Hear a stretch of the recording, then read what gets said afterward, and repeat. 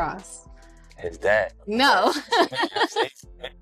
course. And that's wrong. I'm supposed to say you? Yeah. Nah. I changed that. I don't think so, but all right. Next question. What was Cross's first word? Baba. No, Hustle Dada. Oh. Now, that breaking news overnight, Grammy-nominated rapper Nipsey Hussle shot and killed outside his own clothing store in Los Angeles. Tributes from NBA stars and political leaders are coming in overnight, praising the performer for his focus on stopping gang violence and helping kids. What happens when a gang member from Crenshaw becomes the only person who could unite rival gangs, tech billionaires, and the entire city of Los Angeles? And what was the mysterious documentary about a controversial healer that some believe cost Nipsey his life? When I found out about Sebi, and it's about his case. You know, tweet me, Hustle, be careful, man. Your plane gonna go down. I say, you better run. Born Ermias Joseph Asgedam on August 15, 1985, in South Central Los Angeles, Nipsey Hussle entered a world where survival wasn't guaranteed. You know, I grew up in South Central Los Angeles. There was gang culture, drug culture. Police brutality was really rampant in the 90s when I grew up. His mother, Angelique Smith, was African American. His father, Dawit Asgedam, had fled Eritrea in the 1970s, escaping a brutal war that would shape how his son saw the world. You know, my family was from overseas. My dad came from Africa. His whole side of my family's in Africa. And then my mom, she only had one brother, and it was her. But here's what most people don't know about Nipsey's childhood. At 14, he wasn't just hanging on street corners. He was already a member of the Rollin' 60s neighborhood Crips. It's called the Crenshaw District. The gang that's prominent over there is the Rollin' 60. It's like, you know, like the west side of South Central Crenshaw District, Hyde Park area. Got a few names, but in the streets, it's known as the Rollin' 60. And the financial move he made at age 19 would foreshadow the business genius that would later revolutionize the music industry. But before we get there, you need to know about two shocking secrets that define Nipsey's final year. One involving a meeting with the LAPD scheduled hours after his death, and another about a documentary on a healer who allegedly cured AIDS in federal court that Nipsey was working on when he died. Somebody went to trial and proved in court that they cured HIV. That's a great story. You know what I mean? From that point of view, that story should be told, you know? Growing up in the Crenshaw district, Nipsey attended Alexander Hamilton High School, but dropped out before graduating. The streets became his education. By 17, in 2002, he joined Buttervision, a creative multimedia collective where he got his stage name, a play on comedian Nipsey Hussle's name, given to him because of his relentless work ethic. In 2004, when Nipsey was 19, his father did something that would alter his son's trajectory forever. He took Nipsey and his brother Samuel on a 3-month trip to Eritrea. No distractions. Nipsey was sick the first 2 weeks. Culture shock, depression. He didn't understand what to do out there. But after those first 2 weeks, he embraced what was happening. He had to let go of his comfort zone. He was used to smoking weed every day, riding around the hood in a car with rims. Once he got out of that, everything changed. One thing that struck Nipsey most about Eritrean culture: everything was built around food. That's what made a family close. You eat with your family. They moved so fast in America that families might go 7 or 8 years only eating together at Thanksgiving and Christmas. But back home in Eritrea, from 12 p.m. to 3 p.m., the whole city shut down. Everything except the restaurants. Everybody went home. The men went home, school let out, and everybody ate lunch together every single day. I came back home and we could sit around the table and eat and joke with each other and, you know, connect as family. And, you know, my grandmother and I have a genuine relationship. When Nipsey came back to LA, he was different. He had a vision. But first, he had to survive. In December 2005, at 20 years old, Nipsey independently released his first mixtape, Slauson Boy Volume 1. It created enough buzz to get him signed to Cinematic Music Group and Epic Records. But this is where the story takes its first dark turn. Nipsey revealed years later that he signed his Epic Records deal while on the run from police. He was hiding at his homie Tony Cobby's house. Someone he was involved in something with was in jail for the crime, and Nipsey knew the police were looking for him. They didn't have a warrant out yet. They hadn't put it out so they wouldn't alert him. You know, I was on the run. I had a case pending. My crime was in jail. I thought I was about to go do a lot lot of time. And I hid out. I went to my homeboy Tiny Copy house and hid in the house for 3 months. They signed you, they didn't know you had a warrant out. Nah. But Nipsey knew what was going on, so he was like, I'm gonna sign my deal to get this check and fight my case. You know, by the grace of God, I got out of that situation. I ended up doing a probation violation. I signed my deal to Epic. We went to Jamaica to celebrate. We came back, and the police was at my store waiting for me the next day and took me to jail. Here's the wild part. I went to jail, and I fought my case for like 2 months in the county. Got out, and I just came to New York and just started recording what became the Bullets Ain't Got No Names mixtape. But nothing compared to what his brother Black Sam went through. Nipsey's brother buried $200,000 in the backyard. Just buried it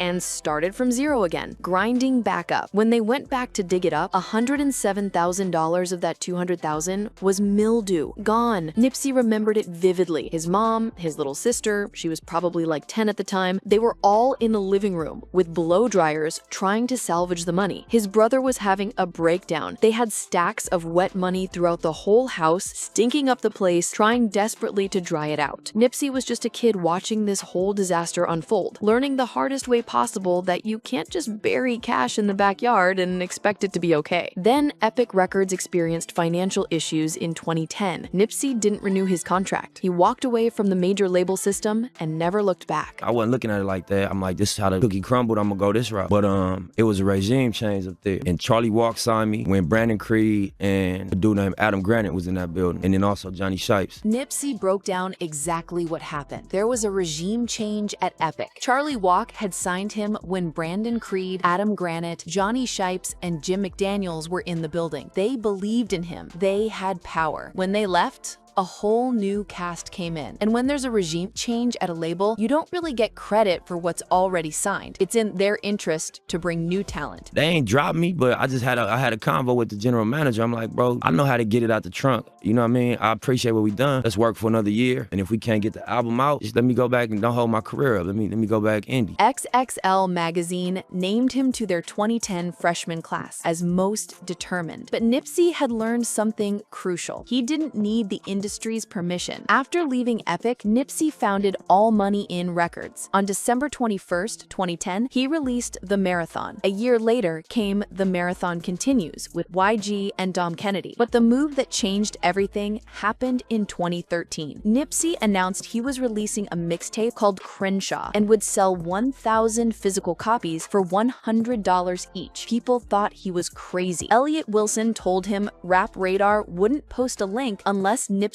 wrote something explaining why he was charging $100. I ain't gonna do that, but if you write something about it, about why you charging $100 for clarity, I'll post that. So I'm like, all right, that's fair. You know what I'm saying? That's actually a better move. You know what I mean? And I just typed up something in a text. You know, I sent it to him in a text, and then B-Dot posted it. Y'all posted it. Then something incredible happened. Jay-Z read it and bought 100 copies. That's $10,000 just to support the move. He was like, yeah, bro, I just got a call from Rock Nation. You know, Jay-Z and them just sent 10 bands, you know, for 100. Okay, cool. But here's the part nobody talks about. When Jay-Z negotiated to use the Hard Knock Life sample from Annie back in 1998, he made a deal with the owners of the copyright that said every other hip-hop artist after him could use the record too. So when Nipsey wanted to sample it years later, he just needed Jay-Z's clearance. The Annie clearance was already handled. Jay had literally set it up so any hip-hop artist after him could benefit. That's the type of forward-thinking move that inspired Nipsey.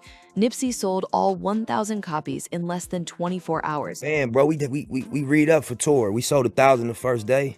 And then when we did it's $1,000 at $100. Yeah. How much is that, Nip? 100 racks. Yeah. He made $100,000 off a free mixtape. Then they did pop-up shops in every city on tour. Brooklyn, Chicago, every major city. Hustlers were pulling out stacks, buying 10, 25 copies at a time. It was almost like a statement, a salute. They ran through boxes of them. But the success of Crenshaw brought something else: criticism. In 2013, Complex magazine put Nipsey on their underachievers list. That was 3 weeks before Crenshaw dropped. When Complex asked Nipsey for an interview after Crenshaw dropped, he sent back an email: "Suck my..."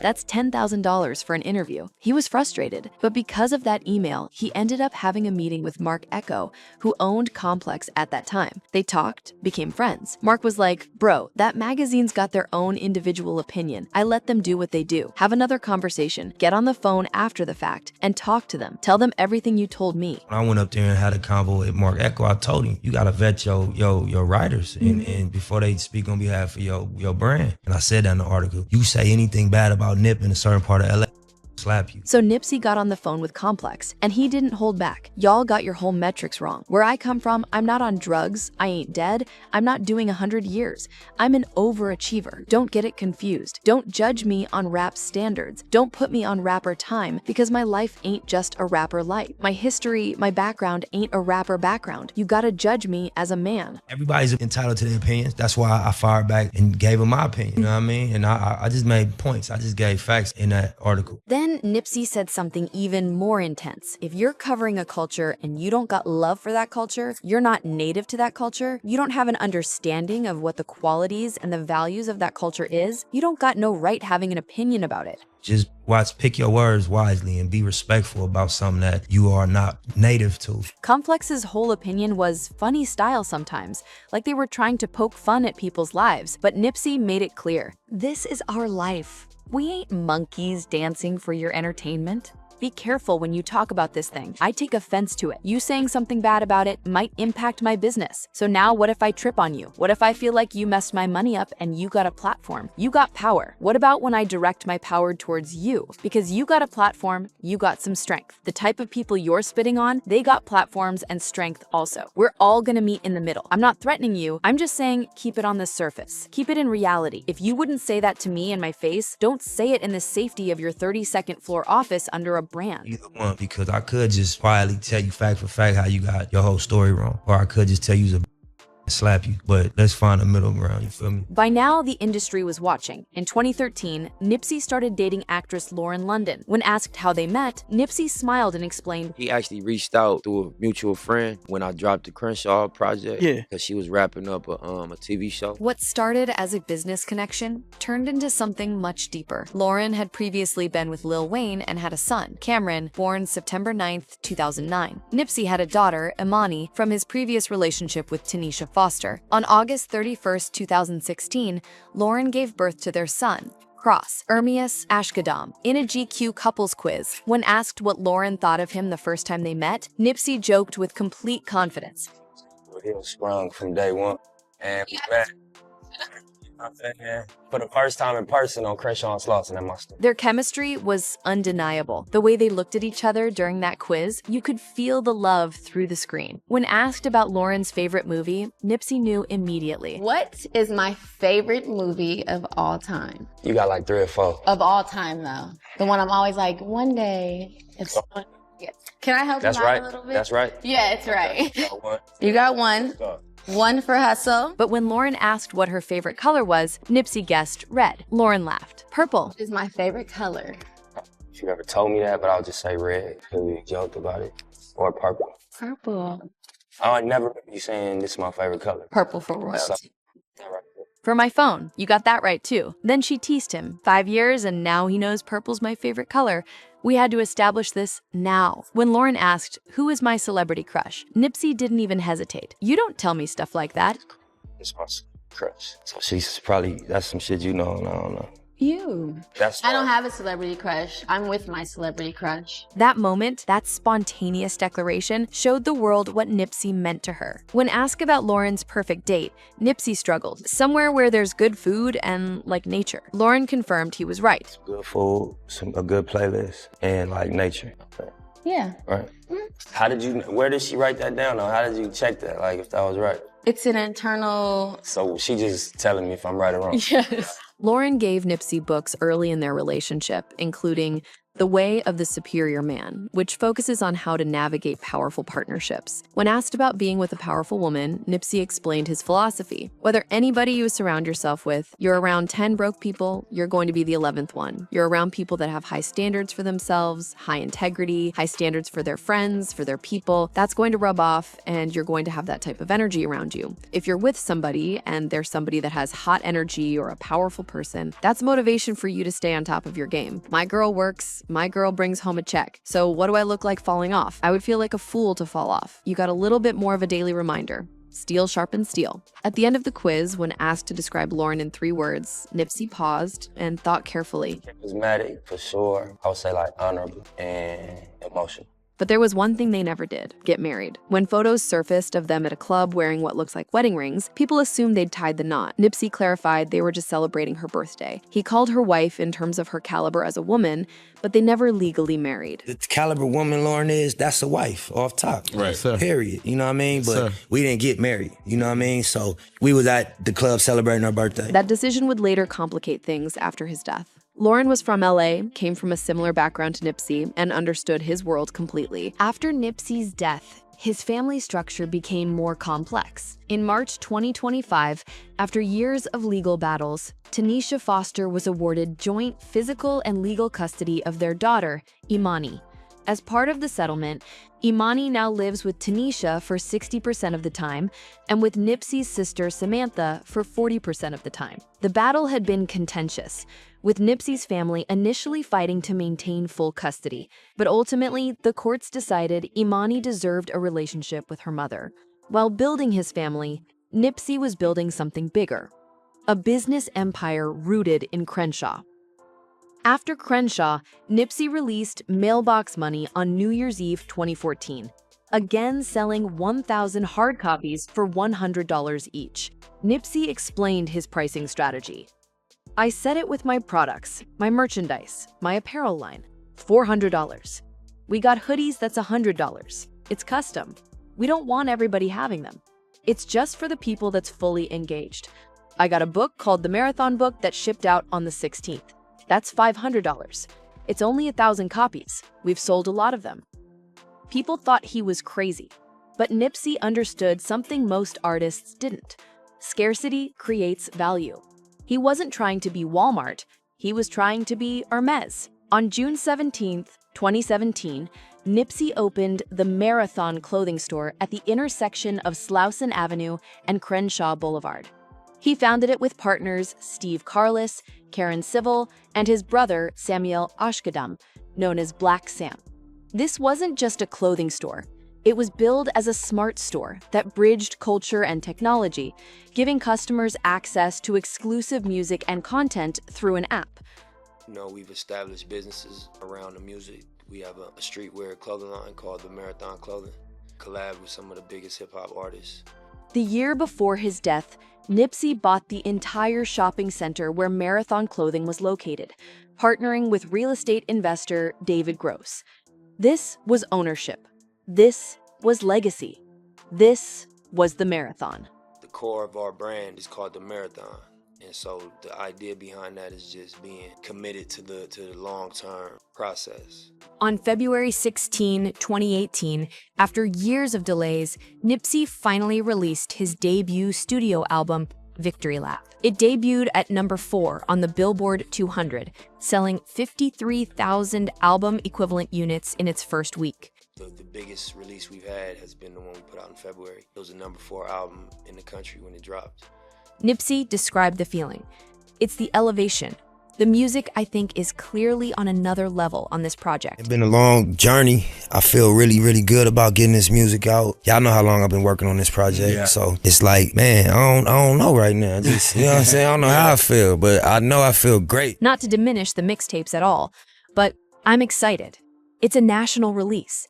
Obviously, the internet makes everything international, but just as far as the physical side, it's all through the whole country. We got a team behind this release this time. Songs like Double Up, Last Time That I Checked, and Dedication, featuring Kendrick Lamar, entered the Billboard Hot 100. Kendrick's verse on Dedication called Nipsey a better Crip and said he was a man first. That line alone validated everything Nipsey had been trying to prove. Victory Lap was nominated for Best Rap Album at the 61st Annual Grammy Awards in 2019. It lost to Cardi B's Invasion of Privacy. But Nipsey didn't care. He'd already won. Beyond music, Nipsey co-founded Vector 90, a co-working space and STEM education center in Crenshaw, designed to connect underrepresented youth with opportunities in science, technology, engineering, and mathematics. Nipsey spoke about cryptocurrency constantly. He'd invested in a company called Followcoin.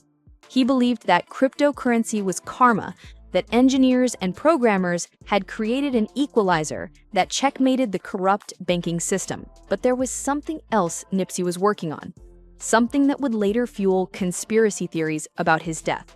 On The Breakfast Club, Nipsey dropped a bombshell. I'm working on doing a documentary on the trial in 1985 when Dr. Sebi went to trial against New York. Right. Because he put in the newspaper he cured AIDS. Yeah. Did he beat the case. Yeah. And he went to federal court the next day and beat that case on record. Charlemagne asked him directly, why did they kill all holistic doctors? Nipsey responded without hesitation, you're short-stopping the grind. These people's checks is billions. You got people that get flipped for a couple $100,000, so you're playing with some pharmaceutical money. Dr. Sebi was an Honduran herbalist who claimed to cure AIDS, cancer, diabetes, and other diseases through a plant-based alkaline diet. The medical establishment called him a fraud, but in 1985, Dr. Sebi was sued by New York's Attorney General for making false claims about curing AIDS. Remarkably, he won the case by presenting 77 patients who testified they'd been cured. On Everyday Struggle, Nipsey explained what got him interested in Dr. Sebi. My girl put me on. I'm a wired person. I'm a performer. I'm a talker. So I just felt a certain frequency from what he was saying. It was making too much sense. Then I tried it, and I felt the impact. I didn't have no disease I'm trying to get rid of. I just was tired from touring, from being on the road all the time, smoking weed, not eating right. I write. I'm a performer. I'm a talker. So I felt a certain frequency from what he was saying. It was making too much sense. And then I tried it and I felt the impact. I needed to figure out a way to keep my energy balanced. It worked. I started really reading up on dude, watching his interviews and everything. And I just found myself telling people about it. Eventually, I just started talking to people about it. Anybody would say something, I'd be like, you should try this, bro. Then Nipsey found out about the trial. That story, forget about the health benefits of it. Just from a story point of view, somebody went to trial and proved in court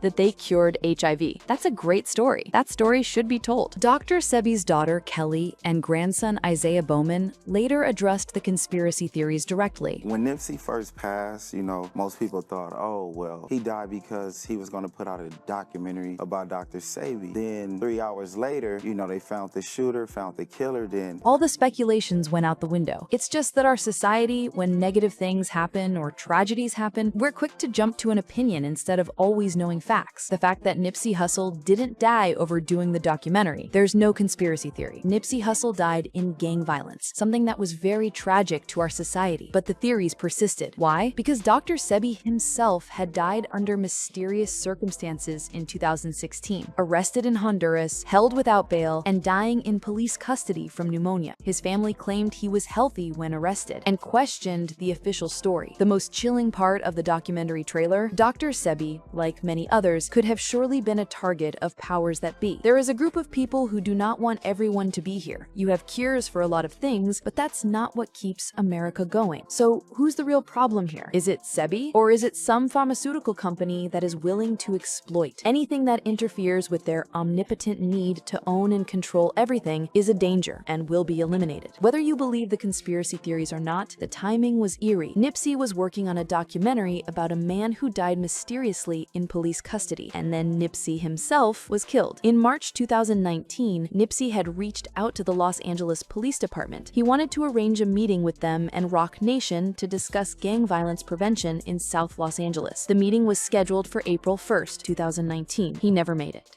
On March 31st, 2019, at 3:18 p.m., Nipsey Hussle was shot at least 10 times in the parking lot of Marathon Clothing. The shooter also kicked him in the head. 2 others were wounded. All 3 victims were transported to a hospital where Nipsey was pronounced dead at 3:55 p.m. He was 33 years old. Police identified Eric Ronald Holder Jr., then 29 years old, as the suspect. Testimony at the trial revealed that immediately before Holder shot Nipsey, the 2 men argued over a rumor that Holder had cooperated with law enforcement. Being called a snitch in gang culture is one of the worst accusations possible. It's a death sentence. On July 6, 2022, Holder was found guilty of first-degree murder and 2 counts of attempted voluntary manslaughter. On February 22, 2023, he was sentenced to 60 years to life in prison. The world mourned. Former President Barack Obama wrote, "While most folks look at the Crenshaw neighborhood where he grew up and see only gangs, bullets, and despair, Nipsey saw potential." Nipsey's memorial service was held on April 11, 2019, at the Staples Center in Los Angeles. The 25.5-mile funeral procession wound through South Central LA and Watts. The Nation of Islam provided security. Then, something unprecedented happened. Gang leaders from across Los Angeles, Crips and Bloods, came together. They marched together at memorials for Nipsey. They held summits between LA and Compton. They agreed to stay away from each other's territory and stop shooting. The peacemaking included hundreds of gangs, similar to the truces of 1992. Nipsey had united them in death in ways he couldn't fully accomplish in life.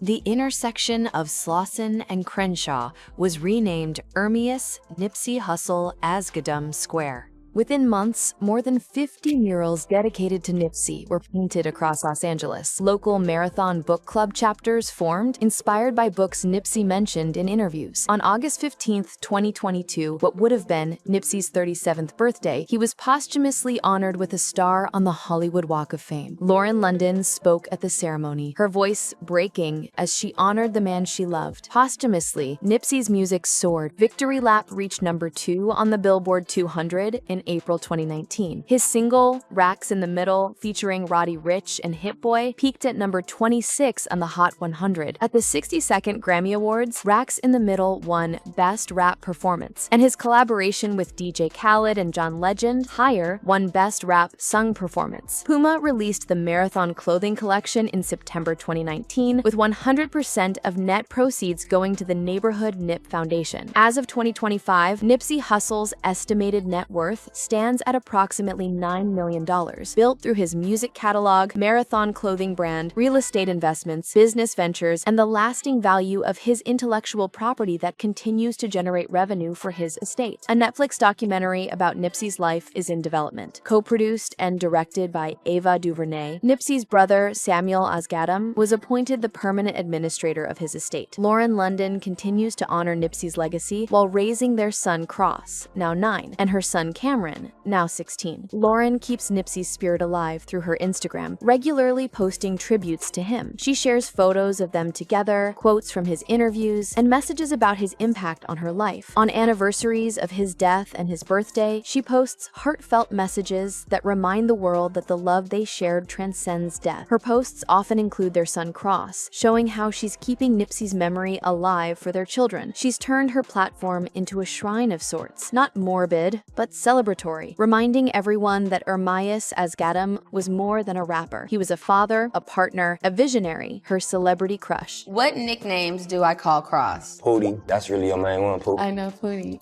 And Papa Bear. Those intimate moments, captured forever on camera, show a man who was as devoted to his family as he was to his mission. Little Cross would grow up knowing his father through these videos, through his mother's stories, through the Marathon clothing store that remains closed but stands as a monument. The Marathon clothing store remains closed since Nipsey's death, but the impact of what he built, the music, the businesses, the philosophy, continues to inspire millions. Nipsey once said, "The marathon continues." He was right. Even in death, Ermias Asghedom is still running, still inspiring, still proving that one man from Crenshaw could change the world by simply refusing to compromise his truth.